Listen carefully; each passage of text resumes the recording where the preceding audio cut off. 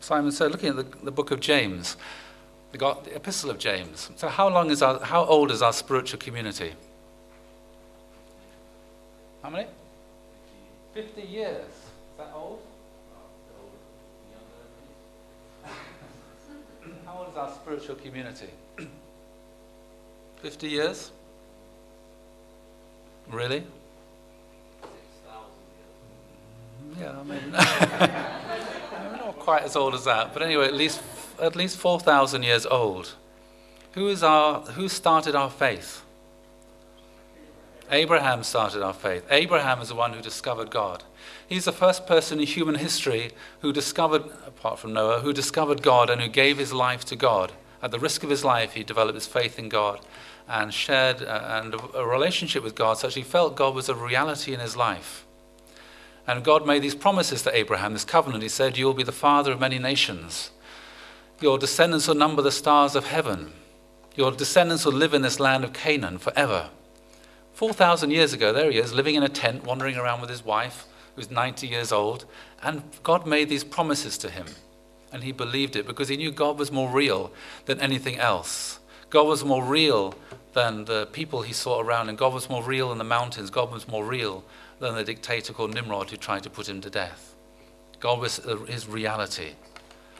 And all these things that God said 4,000 years ago to Abraham came true and are true.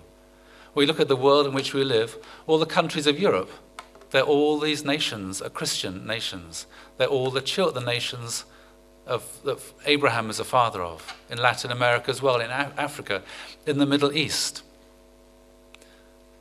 Abraham has billions of descendants. Amazing, isn't it? So that's where we started.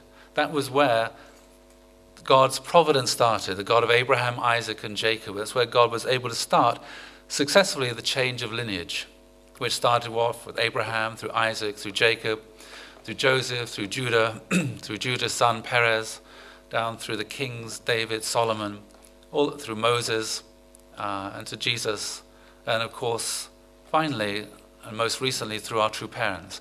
So this is our lineage, this is our background, this is our heritage. We shouldn't think we're just a new guys on the block. Our lineage, our heritage is 4,000 years of history. The Bible belongs to us. The Quran belongs to us. This is a revelation given by God to humanity. It is ours. And so we should inherit all of this and build upon it. And Father talks about the completed testament age, the divine principle is a completed testament truth. If you look on the diagrams, it's that bit up there, isn't it? But what is it standing upon? It's standing upon the Old Testament and the New Testament. So has Father repeated the Sermon on the Mount? No. Did Jesus repeat the Ten Commandments? No. What was the point? He knew that everybody there knew it. They were living according to it. So he came there to bring them to a higher level, to refine their understanding of God and of the way in which they should live their spiritual and moral life.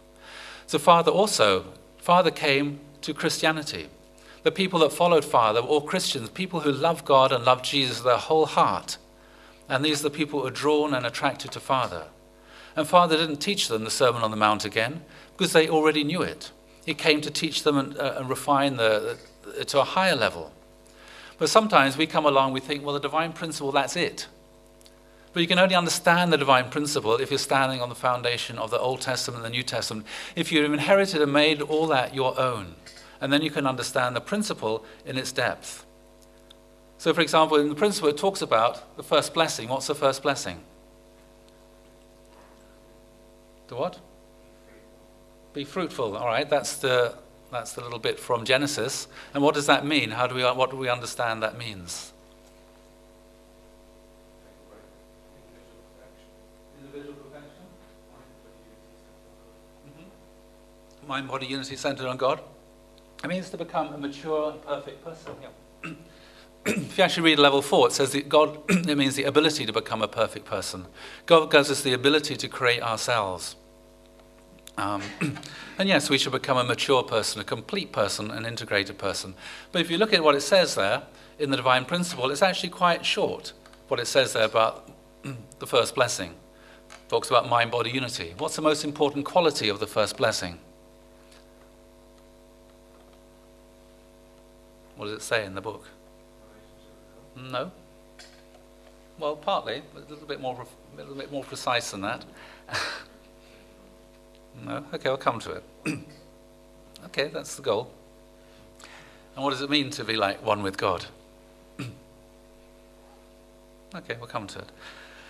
Anyway, so it says there, it talks about mind-body unity and a few little things here and there being centered upon God. You've got a nice little diagram. And then it moves on to the second blessing. But it's not filled out. Yes?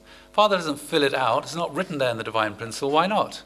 Because all that is already in the Bible. It's already been revealed in a lot of depth and a lot of detail in the Bible. And so Father doesn't go around repeating it. He assumed, so if you read the divine principle, in many ways it's an interpretation of the Bible. It's based on the Bible. It draws out these principles which are there. But it assumes that the people who are understanding and listening to the principle already know all that. It makes sense of it. It shows the pattern, the way that God is working through history. Yes? It picks out a few little stories. Yes? But actually you can go into it in much more depth. So that's what we want to try and do a little bit, is to go into this and understand a little bit more about the first blessing, which is the marks of a mature person, to become a mature, a complete person, a wholesome person. And that's what God's will is. God's will is that everybody should grow and become mature and perfect.